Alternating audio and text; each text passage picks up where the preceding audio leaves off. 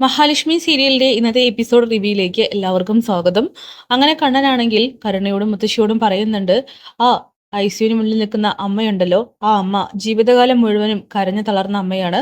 ആ അമ്മയെ കണ്ണീര് കുടിപ്പിച്ചതിനും ഇപ്പോൾ നിങ്ങൾ എല്ലാവരും ചെയ്തു കൂട്ടിയ ഈ പാപങ്ങൾക്കെല്ലാം തന്നെ ഇനിയാണ് നീയും നിന്റെ മുത്തശ്ശിയും അച്ഛനും അനുഭവിക്കാൻ പോകുന്നത്. നിങ്ങൾ നരകിക്കുന്നത് എന്റെ കണ്ണുകൊണ്ട് ഞാൻ കാണുമടി. ഇതൊക്കെ കേട്ട് കരുണയും മുത്തശ്ശിയും ആകെ പൊട്ടിക്കരയുന്നുണ്ട്. അങ്ങനെ മുത്തശ്ശി പറയാണ്, മോനെ ഇതൊന്നും ഞങ്ങൾ അറിഞ്ഞ കാര്യമല്ല. ഈ ഇടെയാണ് പ്രതാപൻ ഇങ്ങനെയൊക്കെ ഓരോന്ന് ചെയ്തെന്ന് ഞങ്ങൾ അറിയാൻ ഇടയായത്. ആ അതെങ്ങനെ അയാൾ നന്നാവും? കാരണം അയാളെ വളർത്തിയത് നിങ്ങളാണല്ലോ. അതുപോലെ തന്നെ അയാൾക്കൊരു മകളുണ്ടായിരുന്നു, നിങ്ങളുടെ കൊച്ചുമോൾ. ദേ ഈ നിൽക്കുന്ന ആ കരുണ, അവളെയും വളർത്ത് വഷളാക്കി വെച്ചു. എന്തായാലും പേടിക്കണ്ട, വൈകാതെ തന്നെ ജയിലിലേക്ക് പോയിട്ട് അവിടുത്തെ കടുത്ത ജോലികൾ ചെയ്യാൻ നീ തയ്യാറായിട്ടിരുന്നോ? കമലേശ്വരത്തിലെ എന്റെ വീട്ടിലെ ജോലികൾ ചെയ്യാനല്ലടി നിനക്ക് ബുദ്ധിമുട്ട്. അതുകൊണ്ടാണല്ലോ നീ ഈ ക്രൂരത ചെയ്തത്. അവിടെ ചെന്ന് ജയിൽ വാർഡനും മറ്റുള്ളവരും നിന്നോട് ഓരോ ജോലികൾ ചെയ്യാൻ പറയുന്ന സമയത്ത് അവിടെ കിടന്ന് നരകിക്കുമ്പോൾ നിനക്ക് മനസ്സിലാവൂടി നീ ചെയ്ത ക്രൂരതയുടെ ആഴം എത്രയാണെന്ന്. എന്തായാലും നിന്നേക്കാൾ വലിയ ക്രൂരത ചെയ്ത കുറ്റവാളികളൊന്നും ആ ജയിലിനകത്ത് കാണില്ല. അതുകൊണ്ടേ നീ കാത്തിരുന്നോ, നിന്നെ ഞാൻ ജയിലിൽ കയറ്റുമെന്നൊക്കെ പറയുമ്പോ, മോനെ അവളിപ്പോ അമ്മയാകാൻ പോവുക. അതുകൊണ്ട് മോനെ അവളോട് കരുണ കാണിക്കണം. കരുണ എന്ന് പേരും വെച്ച് കരുണയില്ലാത്ത ഇവളോട് എന്ത് കരുണ കാണിക്കാനാണ്?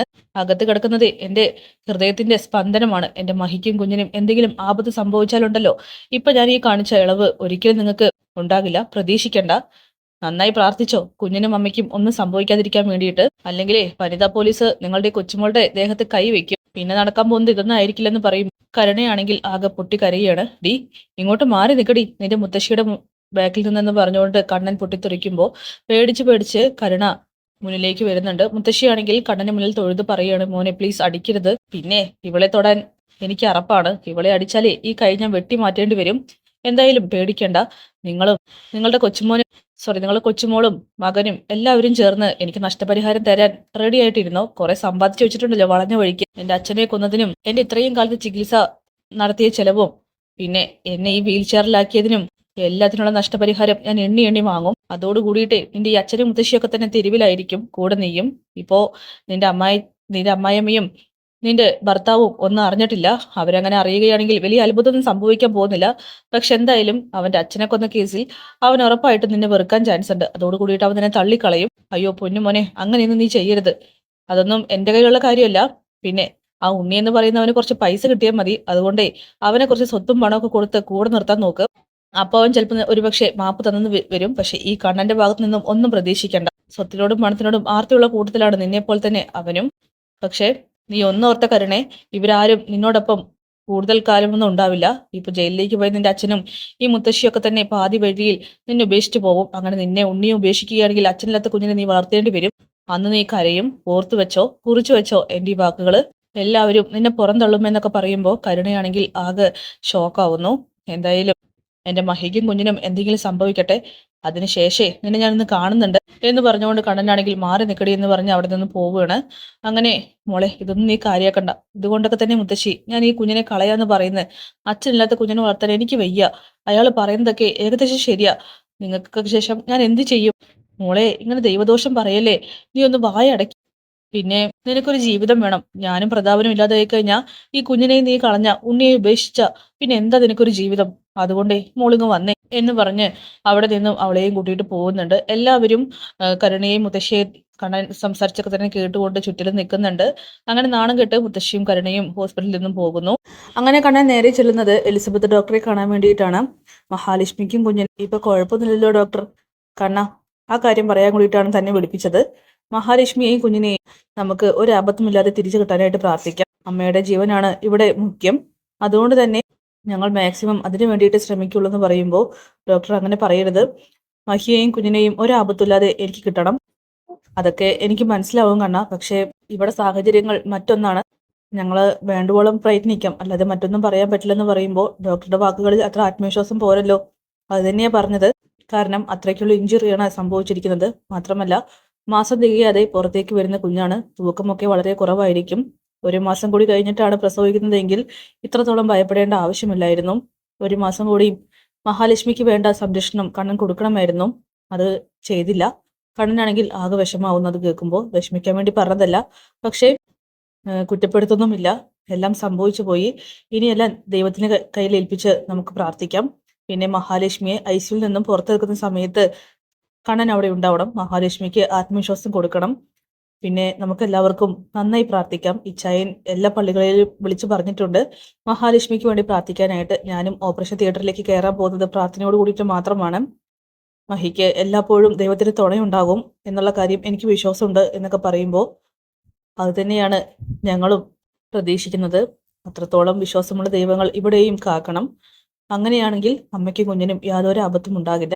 എന്തായാലും മഹാലക്ഷ്മി ഇപ്പൊ തന്നെ ഓപ്പറേഷൻ തിയേറ്ററിലേക്ക് കൊണ്ടുപോകും എന്നുള്ള കാര്യം ഡോക്ടർ അറിയിക്കുന്നു. കണ്ണനാണെങ്കിൽ അപ്പം മുതൽ തന്നെ ടെൻഷൻ വന്നു തുടങ്ങുകയാണ്. അങ്ങനെ മോഹിനിയാവട്ടെ ഈ സമയം മഞ്ജുവിനോട് പറയുന്നുണ്ട്, അഹങ്കാരം തലയ്ക്ക് പിടിച്ച കൂട്ടത്തിലാണ് കരുണ. അവളെ ഒരിക്കലും മര്യാദ പഠിപ്പിക്കാൻ മോള് ചെല്ലരുതായിരുന്നു എന്നൊക്കെ പറയുമ്പോൾ മര്യാദയൊക്കെ പഠിച്ചോ, ഇപ്പോ പറയുന്നതെല്ലാം സാധിച്ചു കൊടുക്കാനായിട്ട് ചുറ്റിലും ആളുകളുണ്ടല്ലോ, അതിന്റെ അഹങ്കാരാണ് അവൾക്ക്. അവളുടെ അച്ഛനങ്ങ് ജയിലിൽ പോയിക്കോട്ടെ, അപ്പൊ അവൾ അറിയും എന്താണ് ജീവിതമെന്നും മറ്റൊക്കെ. എന്തായാലും അത് വൈകാതെ തന്നെ സംഭവിക്കുമല്ലോ, അതുകൊണ്ട് നമുക്ക് കാത്തിരിക്കാമേ. പെട്ടെന്നാണ് ഐസിയുവിന്റെ ഡോർ തുറക്കുന്നത്. മോഹിനി നോക്കുമ്പോൾ മഹാലക്ഷ്മിയുമായിട്ട് സിസ്റ്റർ വരുന്നു. വേഗം തന്നെ മോഹിനി മഹിയെ കാണാനായിട്ട് ഓടിയെത്തുകയാണ്. മോളെ എന്ന് വിളിക്കുമ്പോൾ മഹിയാണെങ്കിൽ കരഞ്ഞുകൊണ്ട് മോഹിനിയുടെ കൈ കയറി പിടിക്കുന്നുണ്ട്. വിഷമിക്കേണ്ട മോളെ, എല്ലാം ശരിയാകുമെന്നൊക്കെ പറഞ്ഞ് അമ്മ പ്രാർത്ഥിക്കുന്നുണ്ടെന്നൊക്കെ പറഞ്ഞ് മഹിക്ക് ആത്മവിശ്വാസവും ധൈര്യമൊക്കെ തന്നെ മോഹിനി കൊടുക്കുന്നുണ്ട്. മഞ്ജു ആണെങ്കിൽ മഹിയെ നോക്കി കരയുന്നു. ഈ സമയം കണ്ണനാണെങ്കിൽ തകർന്നുകൊണ്ട് അവിടേക്ക് വരുന്നുണ്ട്. അങ്ങനെ മഹിയാണെങ്കിൽ കരഞ്ഞുകൊണ്ട് കണ്ണന്റെയും കൈ പിടിക്കണം, പ്രാർത്ഥിക്കണം എന്നിങ്ങനെ മഹി പറയുമ്പോൾ പ്രാർത്ഥിക്കാമെന്ന് പറഞ്ഞു കണ്ണനും മഹിയെ ധൈര്യത്തോട് കൂടിയിട്ട് ഓപ്പറേഷൻ തിയേറ്ററിലേക്ക് പറഞ്ഞു വിടുകയാണ് ചെയ്യുന്നത്. അങ്ങനെ ലോകകപ്പിൽ കിടന്ന് വാമദേവനും പ്രതാപനും ചേർന്ന് തർക്കിക്കുകയാണ്. വാമദേവൻ പ്രതാപനോട് പറയുന്നുണ്ട്, എടാ മാർക്കോയെ പോലെയുള്ള ഈ റൗഡികളെയൊക്കെ വിശ്വസിക്കാം, പക്ഷെ തന്നെ പോലെയുള്ളവന്മാരെ വിശ്വസിക്കരുത്, കൂടെ നിന്ന് ചതിച്ചില്ലടാ എന്നൊക്കെ ചോദിക്കുമ്പോൾ പ്രതാപൻ പറയുന്നുണ്ട്, വായടച്ചിരിക്കടാ വാമ, ഞാനേ എന്ത് ചതിച്ചെന്നാ പറയുന്നത്, ഞാൻ ആരോടും ഒരു സത്യങ്ങളും പറയാൻ പോയിട്ടില്ല. പിന്നെ എങ്ങനെയാടാ ഈ പോലീസുകാരൊക്കെ അറിഞ്ഞത്? അത് പിന്നെ സമനില തെറ്റി കിടക്കുന്ന സമയത്ത് ഡോക്ടറോട് എന്തൊക്കെയോ വിളിച്ചു പറഞ്ഞു. ആ അപ്പൊ പിന്നെ വായടച്ച് മിണ്ടാതിരിക്കണായിരുന്നു, അല്ലാതെ എല്ലാം വിളിച്ചു കൂവണ്ടായിരുന്നു. അതെ, സമനില തെറ്റിയ ആള് എന്തൊക്കെ വിളിച്ചു പറയാന്ന് ആർക്കറിയാം എന്നൊക്കെ പ്രതാപനാണെങ്കിൽ വാമദേവനോട് ചോദിക്കുമ്പോ, നീ സമനില തെറ്റിട്ടൊന്നല്ല പറഞ്ഞത്, നീ എന്നെ കൊടുക്കാൻ വേണ്ടി തന്നെ പറഞ്ഞതാ. ആ അങ്ങനെയെങ്കിലേ അങ്ങനെ താൻ ചെയ്ത് തെറ്റന്നല്ലേ എടുത്തു പറഞ്ഞോളൂ, അല്ലാതെ മറ്റൊന്നുമല്ലല്ലോ. ആ എന്നിട്ടിപ്പോ എന്തായി? നിന്റെ മോളുടെ ജീവിതം തന്നെയല്ലേ കോഞ്ഞാട്ടയായത്, അവള് തന്നെയല്ലേ വഴിയാധാരായിക്കൊണ്ടിരിക്കുന്നത്. ഇനിയിപ്പോ ആ ഉണ്ണി സത്യങ്ങളെങ്ങാനും അറിഞ്ഞു കാണുമോ എന്തോ എന്നൊക്കെ പറഞ്ഞ് പ്രതാപനാണെങ്കിൽ ആകെ വിഷമിക്കുമ്പോ, ആ ഉണ്ണി അറിയില്ല, കാരണം അവന് കണ്ണും ചെവിയും മൂക്കൊന്നുമില്ലല്ലോ, ഒന്ന് പോടോ, അവൻ ഈ സമയത്തിനകം അറിഞ്ഞിട്ടുണ്ടാകുമെന്നൊക്കെ വാമദേവനാണെങ്കിൽ പ്രതാപനെ പറഞ്ഞ് പേടിപ്പിക്കുന്നു. എന്തായാലേ നിന്റെ മോൾക്ക് ആ മഹാലക്ഷ്മി പറഞ്ഞതും കേട്ട് അടങ്ങി ഒതുങ്ങിയിരുന്നാ മതിയായിരുന്നു. അവൾക്ക് അപ്പോഴേക്കും ഗർഭിണിയായിട്ടുള്ള അവളെ സ്റ്റെപ്പിന് മുകളിൽ നിന്നും തള്ളി താഴെ ഇടാതെയാണ് ധൃതിയായതെന്നൊക്കെ പറഞ്ഞുകൊണ്ട് വാമദേവനാണെങ്കിൽ പ്രതാപനെ കുറ്റപ്പെടുത്തുകയാണ്. ദേ മിണ്ടിപ്പോവരുത്. എങ്ങനെ മിണ്ടാതിരിക്കും? പറഞ്ഞിട്ട് കാര്യമില്ല, വിവരദോഷിയായിട്ടുള്ള നിന്റെ മോളല്ലേ, മാത്രല്ല ആ തള്ളയുടെ കൊച്ചുമോളും കൂടിയല്ലേ ഇങ്ങനെയൊക്കെ തന്നെ പ്രവർത്തിക്കുകയുള്ളൂ. ഓ വിവരമുള്ള തന്റെ മോന്റെ അവസ്ഥ ഇപ്പൊ എന്താ? മേലേക്ക് എപ്പോഴാ മരണം വരാതെ കാത്ത് കിടക്കുന്നുണ്ടല്ലോ, അതുകൊണ്ട് താനും വല്ലാതെ ചെലക്കാൻ നിൽക്കണ്ട എന്നൊക്കെ വാമദേവനോട് പ്രതാപൻ തിരിച്ചടിക്കുകയാണ്. നീ നോക്ക്, ഒരു കാര്യം ഉറപ്പാ, ആ മാർക്കോ ജീവനോടുള്ള സമയം മുതൽ നമുക്കൊരിക്കലും ആ മഹാലക്ഷ്മിയെയും കണ്ണനെയും ഒന്നും ചെയ്യാൻ പറ്റില്ല. അതൊക്കെ തന്റെ വെറും തോന്നലാ. എന്റെ മോൻ ഉണ്ടായിരുന്നെങ്കിലേ അവനെ ഇപ്പൊ ഒരു തീരുമാനം ഉണ്ടാക്കിയേനെ. ഓ ചുക്ക് നടക്കും. മാർക്കോയെ തള്ളിയിട്ട് കൊല്ലാൻ നോക്കിയിട്ട് അവൻ പുഷ്പം പോലെയല്ലേ എഴുന്നേറ്റ് വന്നത്. ഇപ്പൊ തന്റെ മോന്റെ അവസ്ഥയോ? അതുകൊണ്ടേ വല്ലാതെ ഡയലോഗ് അടിക്കാനും നിൽക്കല്ലേ. ആദ്യം കൊല്ലേണ്ടത് അവനെയായിരുന്നു, എങ്കിൽ പിന്നെ തനിക്കത് ചെയ്തോടായിരുന്നില്ലേ എന്ന് വാമദേവൻ പ്രതാപനോട് ചോദിക്കുമ്പോൾ, ചെയ്യാൻ ഒരുപാട് ശ്രമിച്ചതാണല്ലോ, പക്ഷെ അവനാണെങ്കിൽ ഒരുപാട് ആയുസ് കൂടുതലാ. എന്തായാലും അവനെ കൊല്ലാനായിട്ട് കഴിയില്ല. പിന്നെ ഈ മഹാലക്ഷ്മിയെയും കടനെയും പിരിക്കാനും നമുക്ക് ഈ ജന്മം സാധിക്കുമെന്ന് തോന്നുന്നില്ല. അതെങ്ങനെ, താനാണല്ലോ അവരെ കൂട്ടി യോജിപ്പിച്ച് വെച്ചതെന്നൊക്കെ പറഞ്ഞുകൊണ്ട് പ്രതാപൻ വാമദേവനെ കുറ്റപ്പെടുത്തുന്നു. അതെ, ഇങ്ങനെ പരസ്പരം കുറ്റപ്പെടുത്താതെ ഒരു തീരുമാനത്തിലെത്താം. കോടതിയിൽ ചെന്നിട്ടേ താൻ മൊഴി മാറ്റി പറഞ്ഞാൽ മതി. ഈ ഒരു ആക്സിഡന്റ് നടന്നത് വർഷങ്ങൾക്ക് മുമ്പാണ്, തെളിവുകളൊന്നും വല്ലാതെ അവശേഷിക്കുന്നില്ല. അതുകൊണ്ട് തന്നെ ഞാൻ നിനക്ക് കൊട്ടേഷൻ തന്നിട്ടില്ല എന്നും അതൊരു ആക്സിഡന്റ് ആയിരുന്നു എന്നുള്ള കാര്യം നീ വരുത്തി തീർക്കണം. അതിനെങ്കിലും എന്നെ സഹായിക്കാൻ പറ്റുമോ എന്നിങ്ങനെ വാമദേവൻ ചോദിക്കുമ്പോൾ, ഇനിയിപ്പോ എങ്ങനെ സഹായിക്കാനാ, പോലീസുകാരോട് കുറ്റസമ്മതം നടത്തിയില്ലേ, ഇനിയിപ്പോ എന്നെ കൊണ്ടൊന്നും പറ്റുമെന്ന് തോന്നുന്നില്ല. ആ എനിക്കിപ്പോ അതൊക്കെ തന്നെയാ തോന്നുന്നത്. കാരണം ഇവിടെ നിന്ന് ഇനി രക്ഷപ്പെടാൻ കഴിയില്ല. എന്റെ ഭാര്യയും മക്കളും ഇനി എന്ത് ചെയ്യാനാവോ? ഉള്ള വരുമാനവും നിലച്ച അവസ്ഥയിലാണല്ലോ. മാത്രമല്ല ആ കണ്ണനും അനന്തും ഒക്കെ പ്രഗത്ഭരായിട്ടുള്ള വക്കീലുമാരാണ്. നമ്മൾ എന്തായാലും കുടുങ്ങിയുടെ പ്രതാപ. ഇനി നമ്മളിനി എപ്പോഴാ ജയിലിലേക്ക് പോകുന്നതെന്ന് നോക്കിയിരുന്നാൽ മതി എന്നൊക്കെ പറയുമ്പോൾ പ്രതാപനും ആകെ വിഷമിച്ചിരിക്കുകയാണ്. അങ്ങനെ കണ്ണനാണെങ്കിൽ പതിവ് പോലെ തന്നെ ആ ക്ഷേത്രത്തിലേക്ക് പോവുകയാണ്. എന്നിട്ട് ആ ഭഗവാന് മുന്നിൽ നിന്ന് മനസ്സൊരുക്കി പ്രാർത്ഥിക്കുന്നുണ്ട്. മഹാലക്ഷ്മി ഇപ്പോൾ ഓപ്പറേഷൻ തിയേറ്ററിലാണ്. അവർക്ക് ഒരാപത്തും വരുത്തരുത്. എൻ്റെ മഹിയും കുഞ്ഞും ഒരാപത്തുമില്ലാതെ എനിക്ക് കിട്ടണമേ എന്നൊക്കെ പറഞ്ഞ് പ്രാർത്ഥിച്ചുകൊണ്ടിരിക്കുമ്പോഴാണ് അമ്മയാണെങ്കിൽ കണ്ണൻ്റെ പുറകെ വന്ന് നിൽക്കുന്നത്. എന്തായാലും കണ്ണൻ ആ കാഴ്ച കാണുന്നുണ്ട്. അവനാണെങ്കിൽ പെട്ടെന്ന് തന്നെ അമ്മയുടെ അടുത്തേക്ക് പോവുകയാണ്. അമ്മേ, എൻ്റെ മഹി ഇപ്പോൾ ഹോസ്പിറ്റലിലാണ്, ഓപ്പറേഷൻ തിയേറ്ററിലാണ്, കുഞ്ഞിനെ പുറത്തെടുക്കാൻ പോവുകയാണെന്നൊക്കെ പറയുമ്പോൾ എല്ലാം അമ്മയ്ക്ക് അറിയാം മോനെ. അമ്മ അമ്മ പറയുന്ന പോലെയാണ് ഇതുവരെയും സംഭവിച്ചിട്ടുള്ളത്. ഇപ്പോൾ എൻ്റെ മഹിക്കും കുഞ്ഞിനും എന്തെങ്കിലും ആപത്ത് സംഭവിക്കുമെന്ന് ചോദിക്കുമ്പോൾ കുറച്ച് ബുദ്ധിമുട്ടാണ് മോനെ ഇതിന് ഉത്തരം തരാനായിട്ട്. കാരണം അതുപോലെയുള്ള വീഴ്ചയാണല്ലോ വീണത്. മോന് കുറച്ചുകൂടി ശ്രദ്ധ കൊടുക്കണമായിരുന്നു. ആ വീട്ടിൽ മഹാലക്ഷ്മിയെ ഒറ്റയ്ക്കിട്ട് പോവരുതായിരുന്നില്ല. കാരണം നിങ്ങൾ ഒരുമിച്ച് ഉള്ളപ്പോഴാണ് കുഞ്ഞിനും അമ്മയ്ക്കും എന്തുകൊണ്ടും സേഫ് ഉണ്ടായിരുന്നത്. പക്ഷേ മോൻ അവളെ തനിച്ചാക്കി പോയപ്പോൾ മുതൽ മഹാലക്ഷ്മി അപകട നിലയിലായിരുന്നു.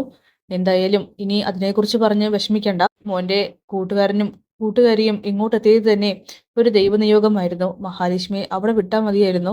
പ്രസവം വരെ ഒരുപാട് ശ്രദ്ധിക്കണമായിരുന്നു. ഇനി എന്തായാലും കുഞ്ഞിന്റെ ജനനം അത് ഒരു ബുദ്ധിമുട്ടില്ലാതെ നടക്കാനായിട്ട് നമുക്ക് പ്രാർത്ഥിക്കാം. അമ്മ ഇങ്ങനെ ഉറപ്പില്ലാതെ സംസാരിക്കുമ്പോൾ എനിക്ക് പേടി തോന്നുന്നുണ്ടെന്നൊക്കെ പറയുമ്പോൾ പേടിക്കേണ്ടെന്നേ. നിങ്ങൾക്ക് വേണ്ടിയിട്ട് ഒരു ദിവസം മുഴുവനും ഭഗവാന് മുന്നിൽ ധ്യാനമിരിക്കാനായിട്ട് ഞാൻ തീരുമാനിച്ചിരിക്കുകയാണ്. അതുകൊണ്ട് മോൻ ധൈര്യമായിട്ട് ഹോസ്പിറ്റലിലേക്ക് പോ. ആ മോള് കണ്ണു തുറക്കുമ്പോഴൊക്കെ തന്നെ മോൻ അവിടെ ഉണ്ടാകണമെന്നൊക്കെ പറയുമ്പോൾ ശരി അമ്മയെന്ന് പറഞ്ഞ് കണ്ണനാണെങ്കിൽ ആ അമ്മയുടെ കാലിൽ വീണ് അനുഗ്രഹം വാങ്ങുകയാണ്. അമ്മയും അനുഗ്രഹിക്കുന്നു. പിന്നീട് അവൻ നേരെ എത്തുന്നത് വീട്ടിലേക്കാണ്. എന്നിട്ട് പൂജാമുറിയിൽ കയറി കതവ് കുറ്റിയിട്ടതിന് ശേഷം അയ്യപ്പ വിഗ്രഹത്തിന് മുന്നിൽ ഇരുന്ന് മനസ്സൊരുക്കി പ്രാർത്ഥിക്കുന്നുണ്ട്. ഞാനിനി എൻ്റെ മഹിക്കും കുഞ്ഞിനും ഒരാപത്തും ഇല്ലാതെ പുറത്തേക്ക് വരികയാണെങ്കിൽ 41 ദിവസം വ്രതമെടുത്ത് കാൽനടയായിട്ട് തന്നെ ഭഗവാനെ കാണാനായിട്ട് സന്നിധാനത്തിലേക്ക് എത്താമെന്ന്. എന്നിട്ട് അവൻ കരയുന്നു. അങ്ങനെ കരുണയും മുത്തശ്ശിയും ചേർന്ന് പ്രതാപനെ ജാമ്യത്തിലിറക്കാനായിട്ട് വക്കീലുമായിട്ട് വരികയാണ്. ഓ, ജാമ്യത്തിലിറക്കാൻ വേണ്ടി വന്നാണോ? വക്കീലിന് നാണക്കേട് തോന്നുന്നില്ലേ? ഇവനെ പോലെ ഒരുത്തിനും ജാമ്യത്തിലിറക്കാനായിട്ട്? ജാമ്യം കിട്ടാത്ത കേസാ വക്കീലെ.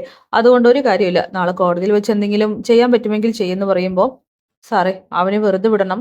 അവനൊരു തെറ്റ് പറ്റിപ്പോയതാണെന്നൊക്കെ പറയുകയാണ് മുത്തശ്ശി. തെറ്റ് പറ്റിപ്പോയെന്നോ? ദേ വക്കീലെ, ഇവളുമാരുടെയൊന്നും കാര്യം വക്കീലിന് അറിയാത്തത് കൊണ്ടാ. ഈ അമ്മ ഉണ്ടല്ലോ, ഇവരും കഴിഞ്ഞ പ്രാവശ്യം ഈ പ്രതാപന്റെ കൂടെ ജയിലിൽ കയറി തന്ന് കിടന്നതാണ്. പിന്നെ ഈ നിൽക്കുന്ന ഇവരുടെ കൊച്ചുമോള് ഒരു വലിയ കുറ്റകൃത്യം ചെയ്തുകൊണ്ടാണ് അവൾ ഇവിടെ നിൽക്കുന്നത്. ഇവളെയും വഴുകാതെ ജയിലിനകത്തേക്ക് ആക്കേണ്ടതാണ്. പക്ഷെ അത് ചെയ്യാത്തത് കണ്ണന്റെ മനസ്സിലെ നന്മ കൊണ്ട് മാത്രമാണ്. അത് സാറേ, ഞങ്ങളുടെ ചരിത്രം അറിയാത്തതുകൊണ്ട് സംസാരിക്കുകയാണെന്നൊക്കെ മുത്തശ്ശി പറയുമ്പോൾ എന്ത് ചരിത്രം അറിയാൻ? ഇതുപോലെയൊക്കെ ചെയ്യാനേ നിങ്ങൾക്ക് മാത്രമേ കഴിയുള്ളൂ. എന്തായാലും നിങ്ങളുടെ മോനെ ജാമ്യത്തിൽ ഇറക്കാനൊന്നും പറ്റില്ല. ബാക്കിയൊക്കെ കോടതിയിലെന്ന് പറഞ്ഞുകൊണ്ട് വക്കീലിനെ തിരിച്ചു പോവാനായിട്ട് ആ ഓഫീസർ പറയുന്നു. ഈ സമയം വക്കീൽ പറയുന്നുണ്ട്, ഞങ്ങൾക്ക് ഞങ്ങളുടെ ഡ്യൂട്ടി ചെയ്തേ മതിയാകൂ. മാത്രമല്ല ഇത് വർഷങ്ങൾക്ക് മുമ്പേ നടന്ന കൊലപാതകമാണ്. അങ്ങനെയുള്ളപ്പോൾ എന്ത് തെളിവിന്റെ അടിസ്ഥാനത്തിലാണ് പ്രതാപനെയും വാമദേവനെയും അറസ്റ്റ് ചെയ്ത് വെച്ചിരിക്കുന്നത്? അവര് കുറ്റം സമ്മതിച്ചു. പിന്നെ 5 വയസ്സുള്ള മഹാലക്ഷ്മി, അതായത് ഇപ്പോ ഹോസ്പിറ്റലിൽ ക്രിട്ടിക്കൽ സ്റ്റേജിൽ കിടക്കുന്ന മഹാലക്ഷ്മി എല്ലാത്തിനും സാക്ഷിയായിരുന്നു എന്നൊക്കെ പറയുമ്പോൾ 5 വയസ്സുള്ള ആ കുട്ടി പറയുന്നത് എങ്ങനെ വിശ്വസിക്കും? പിന്നെ എന്താ വക്കീലെ വിശ്വസിക്കേണ്ടത്?